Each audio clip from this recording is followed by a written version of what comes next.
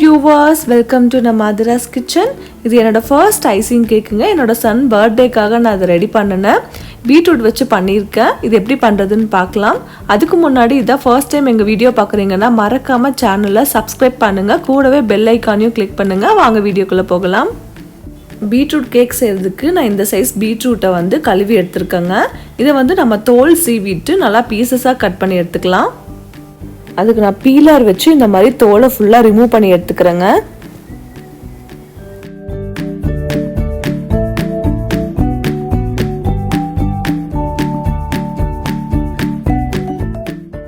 Skin remove பண்ணியாச்சுங்க. இப்போ இதை வந்து பீசஸாக கட் பண்ணி எடுத்துக்கலாம். ரொம்ப குட்டி குட்டி பீசஸாக கட் பண்ணி எடுக்க வேண்டியது இல்லைங்க. மீடியம் சைஸ் பீசஸாகவே கட் பண்ணி எடுத்துக்கோங்க. ஏன்னா நம்ம இதை வந்து அரைச்சி பேஸ்ட்டாக தான் எடுக்க போகிறோம். ஸோ அதுக்கு தகுந்த மாதிரி நீங்கள் கட் பண்ணி எடுத்துக்கோங்க. இப்போ இது எல்லாத்தையும் மிக்ஸி ஜாரில் ஆட் பண்ணிக்கலாங்க. மிக்ஸி ஜாரில் ஆட் பண்ணிவிட்டு வாட்டர் எதுவுமே ஆட் பண்ணாமல் நல்லா ஃபைன் பேஸ்ட்டாக அரைச்சி எடுத்துக்கோங்க. பீட்ரூட் பேஸ்ட் ரெடி ஆயிடுச்சு. கட்டி கட்டியாக இல்லாமல் நல்லா ஃபைன் பேஸ்ட்டாக அரைப்பட்டு வந்திருக்கு. நீங்களும் இதே மாதிரி அரைச்சி எடுத்துக்கோங்க. இப்போ கேக்கோட பேஸ் செய்கிறதுக்கு இந்த மாதிரி பவுலில் 2 முட்டையை உடச்சி ஊற்றிக்கோங்க. இப்போ இந்த முட்டை கூட நம்ம வந்து சுகர் ஆட் பண்ணி பீட் பண்ணிக்கலாங்க. அதுக்கு நான் ஒயிட் சுகர் 1.5 கப் அளவுக்கு ஆட் பண்ணிக்கிறேன்.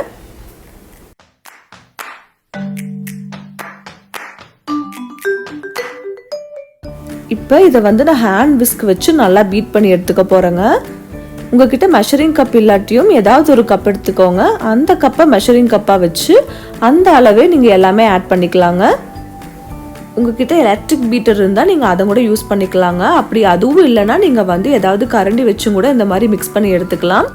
சுகர் வந்து நம்ம பவுடர் ஃபார்மேட்டில் ஆட் பண்ணலங்க, அப்படியே முழுசாக ஆட் பண்ணியிருக்கோம். ஸோ அது கரையிறதுக்கு கொஞ்சம் டைம் எடுத்துக்கும். இந்த கன்சிஸ்டன்சி வர வரைக்கும் நல்லா பீட் பண்ணி எடுத்துக்கோங்க. சுகர் வந்து நல்லா கரைஞ்சிடணும்.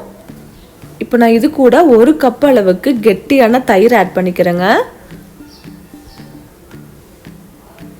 தயிர் ஆட் பண்ணதுக்கப்புறமா நல்லா கலந்து விட்டுருங்க.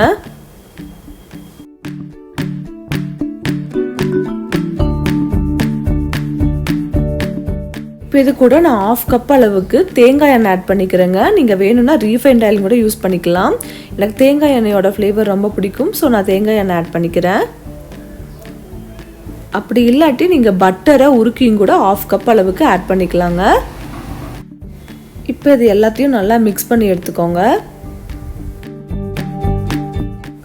இப்போ இது கூட நம்ம பீட்ரூட் பேஸ்ட்டை ஆட் பண்ணிக்கலாங்க. கொஞ்சம் கொஞ்சமாக ஆட் பண்ணி நல்லா மிக்ஸ் பண்ணிக்கோங்க.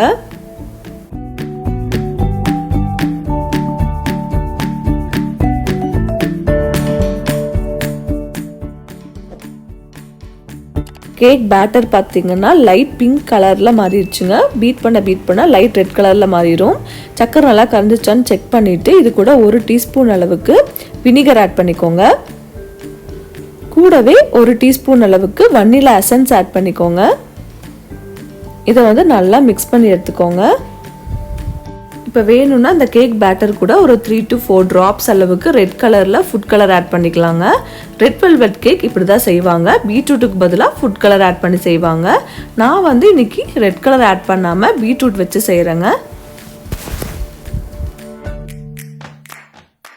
இப்போ நம்ம கேக் பேட்டருக்கு தேவையான மாவெல்லாம் ஆட் பண்ணிக்கலாங்க. அதுக்கு வந்து இந்த மாதிரி சல்லடையில் நான் மைதா மாவு 2 கப் அளவுக்கு ஆட் பண்ணிக்கிறேன். நீங்கள் மைதா மாவுக்கு பதிலாக கோதுமை மாவு வேணும்னாலும் ஆட் பண்ணிக்கலாங்க. இப்போ நான் இது கூட 1/4 கப் அளவுக்கு கொக்கோ பவுடர் ஆட் பண்ணிக்கிறேங்க. இது 4 டேபிள் ஸ்பூன் பக்கம் வரும். இப்போ இது கூட நான் 1 டீஸ்பூன் அளவுக்கு பேக்கிங் பவுடர் ஆட் பண்ணிக்கிறேங்க. கூடவே 1/2 டீஸ்பூன் அளவுக்கு பேக்கிங் சோடாவும் ஆட் பண்ணிக்கிறேன். இது எல்லாத்தையும் நல்லா சலிச்சு எடுத்துக்கோங்க. நம்ம ஏற்கனவே கலந்து வச்சிருக்கிற முட்டை பீட்ரூட் பேஸ்ட் கூடயே நான் அந்த மாவு எல்லாத்தையும் சலிச்சு விட்டுறேன்.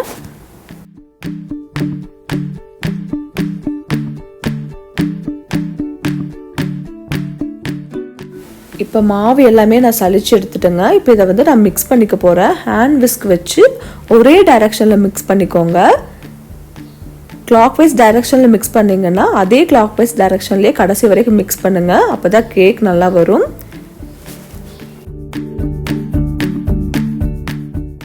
இப்போ மாவு எல்லாமே நல்லா ஓரளவுக்கு மிக்ஸ் ஆயிடுச்சுங்க. அதுக்கப்புறம் நம்ம கட் அண்ட் ஃபோல்ட் மெத்தடில் மாவு வந்து மிக்ஸ் பண்ணிக்கலாம்.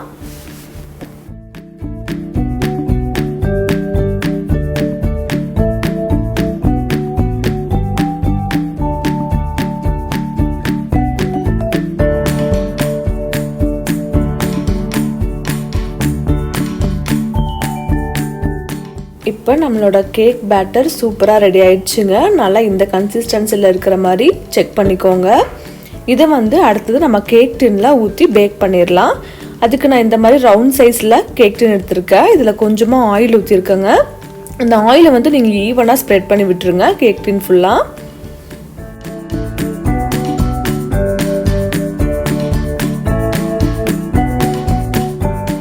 கேக் டின் ஃபுல்லாக ஆயில் அப்ளை பண்ணியாச்சுங்க. இப்போ நம்ம அடுத்தது பட்டர் ஷீட் வந்து ப்ளேஸ் பண்ணிக்கலாம்.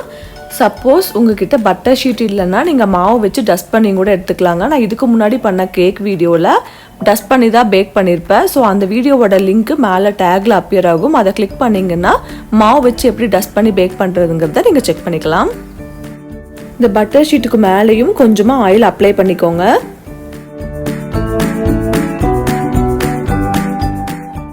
இப்போ கேக் டின் ரெடி ஆயிடுச்சுங்க. இப்போ இதில் நம்ம எடுத்து வச்சிருக்கிற கேக் பேட்டரை ஊற்றிடலாம்.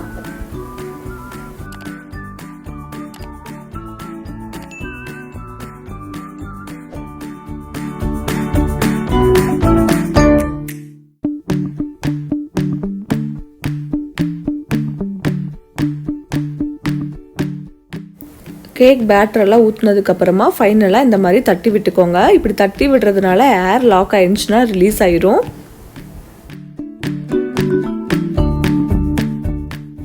இப்போ நம்ம குக்கரில் தான் பேக் பண்ண போகிறோம். ஸோ அதுக்கு குக்கரில் இந்த மாதிரி ஸ்டாண்டு போட்டுக்கோங்க. ஸ்டாண்ட் போட்டுட்டு க்ளோஸ் பண்ணிக்கலாம். அதுக்கு மூடியில் வந்து விசில் இருக்கக்கூடாது, கேஸ்கெட்டு யூஸ் பண்ணாதீங்க. இப்போ இதை க்ளோஸ் பண்ணி ஒரு 10 மினிட்ஸ் பக்கம் மீடியம் ஃப்ளேமில் ப்ரீஹீட் பண்ணிக்கோங்க. இப்போ 10 மினிட்ஸ்க்கு அப்புறம் குக்கர் நல்லா ப்ரீஹீட் ஆயிடுச்சுங்க, சூடாக இருக்குது. ஸோ இதுக்குள்ளே நம்ம கேக் டின்னை ப்ளேஸ் பண்ணிடலாம். கேக் டின் ப்ளேஸ் பண்ணும்போது ரொம்ப கேர்ஃபுல்லாக வைங்க, கை சுற்றாமல் பார்த்துக்கோங்க, ஏன்னா குக்கர் வந்து ரொம்ப சூடாக இருக்கும். இப்போ நாம் குக்கரை க்ளோஸ் பண்ணிக்கலாங்க. ஃப்ளேம் வந்து லோவில் வச்சுக்கோங்க. ஒரு 45 to 50 மினிட்ஸ் பக்கம் கேக் பேக் ஆகிறதுக்கு எடுத்துக்கும். ஸோ ஒரு 45 மினிட்ஸ் நம்ம வெயிட் பண்ணலாம். கேக் பேக் ஆகிற டைமில் நம்ம விப்பிங் க்ரீம் ரெடி பண்ணிக்கலாங்க. விப்பிங் க்ரீம் ரெடி பண்ணுறதுக்கு என்கிட்ட எலக்ட்ரிக் பீட்டர் கிடையாது, நான் ஹேண்ட் விஸ்க் வச்சு தான் வந்து ரெடி பண்ண போகிறேன். ஸோ நான் இன்ஸ்டன்ட் விப்பிங் க்ரீம் தான் யூஸ் பண்ணுறேங்க. இப்போ நான் தேவையான அளவுக்கு விப்பிங் க்ரீமை இந்த மாதிரி பவுலில் ஆட் பண்ணிக்கோங்க. அதுக்கு முன்னாடி இந்த பவுலில் ஒரு 3 to 4 ஹார்ஸ் பக்கம் ஃப்ரிட்ஜில் வச்சு எடுத்துக்கோங்க. விப்பிங் க்ரீம் வந்து ஹீட் ஆகாமல் பார்த்துக்கணும். கொஞ்சமாக ஹீட் ஆச்சுன்னா க்ரீம் வந்து மெல்ட் ஆக ஆரம்பிச்சிடும், நம்மளுக்கு தேவையான கன்சிஸ்டன்சியில் கிடைக்காது. ஸோ இந்த மாதிரி சில்லான பவுலில் விப்பிங் க்ரீம் ஆட் பண்ணி ஹேண்ட் விஸ்க் வச்சு நல்லா பீட் பண்ணி எடுத்துக்கோங்க. இது கொஞ்சம் டைம் எடுக்கும் ரொம்பவே. எலக்ட்ரிக் பீட்டராக இருந்தால் வித்தின் 4 to 5 மினிட்ஸில் நம்ம பீட் பண்ணி எடுத்துடலாங்க. பட் ஹேண்ட் விஸ்க் யூஸ் பண்ணி பீட் பண்ணிங்கன்னா ஒரு 10 மினிட்ஸ் பக்கம் எடுத்துக்கோங்க. நான் நெக்ஸ்ட் வீடியோவில் விப்பிங் க்ரீம் ஹேண்ட் விஸ்க் வச்சு எப்படி ரெடி பண்ணலான்னு நான் போடுறேங்க. உங்களுக்கு தேவையான கன்சிஸ்டன்சி வர வரைக்கும் நீங்கள் கையெடுக்காமல் இந்த மாதிரி பீட் பண்ணிகிட்டே இருக்கணுங்க. ஒரு 10 மினிட்ஸ் பக்கம் எடுத்துக்கும், கை ரொம்பவே வலிக்க ஆரம்பிச்சிடும். ஸோ அதனால் முடிஞ்ச வரைக்கும் நீங்கள் எலக்ட்ரிக் பீட்டர் வச்சே விப்பிங் க்ரீம் ரெடி பண்ணிக்கலாங்க. நான் இந்த மாதிரி பீட் பண்ண லைட்டாக ஃபோமி கன்சிஸ்டன்சியில் மாறுது பாருங்கள்.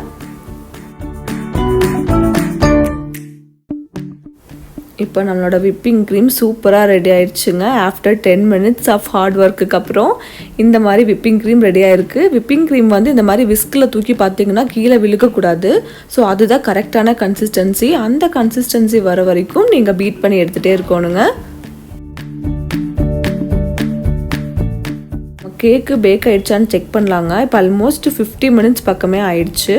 இப்போ கேக் பார்த்திங்கன்னா நல்லா வெந்த மாதிரி தான் இருக்குது. பட் நம்ம வந்து ஏதாவது குச்சியோ கத்தியோ வச்சு பார்த்தா தான் வந்து நல்லா வெந்துருச்சான்னு தெரியும். ஸோ நான் வந்து இந்த மாதிரி ஒரு ஷார்ப்பான நைஃப் எடுத்துக்கிறேன். இதை வச்சு நல்லா குத்தி பாருங்கள். இப்போ பார்த்தீங்கன்னா கத்தியில் எந்த மாவும் ஒட்டலை, அப்படின்னா கேக் நல்லா பேக் ஆயிடுச்சுன்னு அர்த்தம். இப்போ இந்த கேக்கை எடுத்து நம்ம ஆற வச்சிடலாங்க. ஒரு 10 மினிட்ஸ் பக்கம் நல்லா ஆறட்டும். பீட்ரூட் யூஸ் பண்ணி பண்ணுனா கேக் நல்லா ரெட் கலரில் வருங்க. ரெட் வெல்வெட் கேக் அப்படியும் ட்ரை பண்ணுவாங்க. பட் எனக்கு வந்து இன்றைக்கி கேக் ரெட் கலராக மாறலை.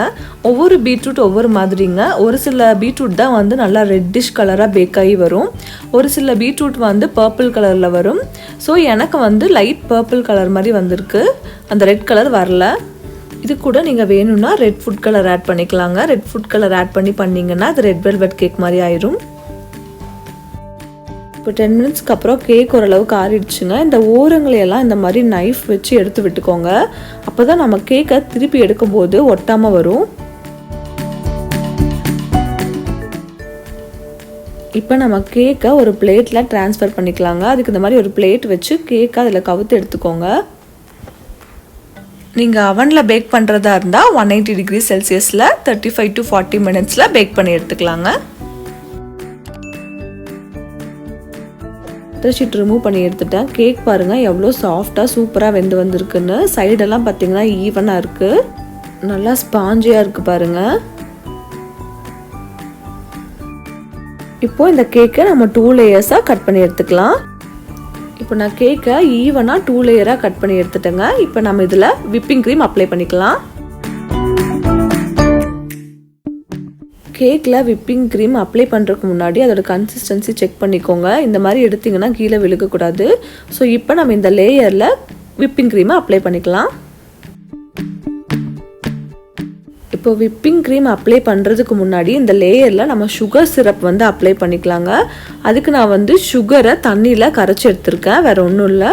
ஸோ இதை இந்த லேயர் மேலே லைட்டாக தடவி விட்டுக்கோங்க.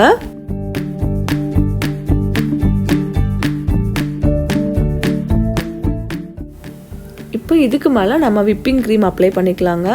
ஸோ விப்பிங் க்ரீம் நல்லா ஈவனாக ஸ்ப்ரெட் பண்ணி விட்டுக்கோங்க.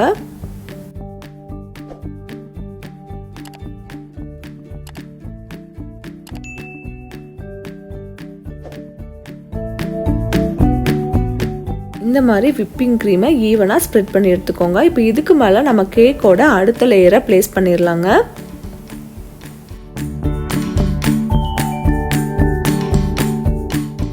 இப்போ அடுத்த லேயர் கேக்கை ப்ளேஸ் பண்ணியாச்சுங்க. இதுக்கு மேலே ரிமைனிங் இருக்கிற விப்பிங் க்ரீமை நம்ம அப்ளை பண்ணிக்கலாம்.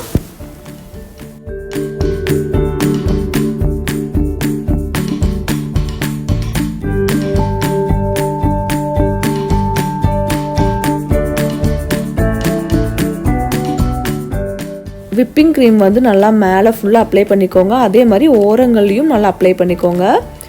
இப்போ நான் கேக் மேலே டிசைன் போடுறதுக்காக பைப்பிங் பேக்கை இந்த மாதிரி டம்ளரில் ப்ளேஸ் பண்ணிக்கிறேங்க. அதில் கொஞ்சம் வைப்பிங் க்ரீமை ஆட் பண்ணிக்கிறேன்.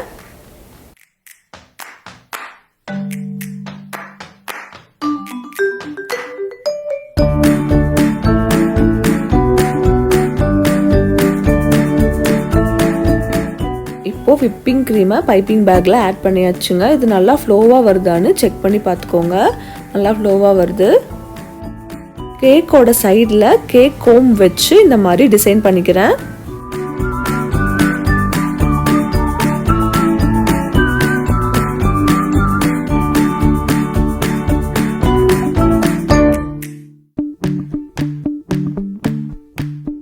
நான் கேக் மேலே இந்த மாதிரி டிசைன் பண்ணிக்கிறேங்க.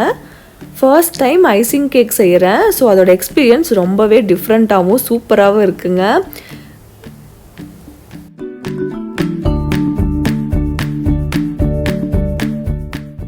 இப்போ பேலன்ஸ் இருக்கிற விப்பிங் க்ரீமை நான் சென்டரில் ஸ்ப்ரெட் பண்ணிக்கிறேங்க.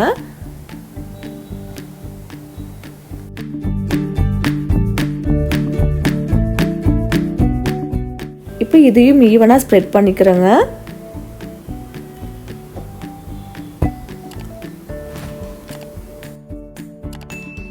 ஸோ எனக்கு தெரிஞ்ச மாதிரி நான் டிசைன் பண்ணியிருக்கேங்க ஆஸ் அ பிகினராக. இப்போது இதுக்கு மேலே சுகர் ஸ்ப்ரிங்கிள்ஸ் ஆட் பண்ணிக்கலாங்க. இப்போ கேக் ரெடி ஆயிடுச்சுங்க. இது என்னோட சன் பர்த்டேக்கு செஞ்சுங்கிட்டு என்னால் கட் பண்ணி காட்ட முடியலங்க. பட் இந்த கேக் கட் பண்ணி சாப்பிட்டோம், ரொம்பவே டேஸ்ட்டாக இருந்துச்சுங்க. ஸோ நம்ம வீட்டிலே ப்ரெஷர் குக்கர் இருந்தால் போதுங்க, நம்ம கேக் ஈஸியாக ரெடி பண்ணிடலாம். உங்களுக்கு பிடிச்ச மாதிரி டிசைனில் நீங்கள் கேக்கை டிசைன் பண்ணி எடுத்துக்கலாம். நம்ம லைஃப்பில் இருக்கிற ஸ்பெஷல் பர்சன்ஸ்க்கு நம்ம கையாலேயே கேக் பேக் பண்ணி கொடுத்தோன்னா அந்த ஃபீல் வேறு லெவலில் இருக்குங்க. ஸோ கண்டிப்பாக எல்லோரும் வீட்லேயே கேக் ட்ரை பண்ணி சாப்பிட்டுங்க. ரொம்ப ஹெல்த்தியாகவும் இருக்கும், டேஸ்டியாகவும் இருக்கும். இந்த வீடியோ உங்களுக்கு ரொம்ப பிடிச்சிருந்துச்சுன்னா எங்கள் சேனலை மறக்காமல் சப்ஸ்கிரைப் பண்ணுங்கள். பெல் ஐக்கானையும் கூடவே கிளிக் பண்ணுங்கள். உங்களோட ஃப்ரெண்ட்ஸ் அண்ட் ஃபேமிலி சர்க்கிளில் எல்லாத்துக்கும் இந்த வீடியோவை ஷேர் பண்ணுங்கள், லைக் பண்ணுங்கள், கமெண்ட் பண்ணுங்கள். தேங்க்யூ.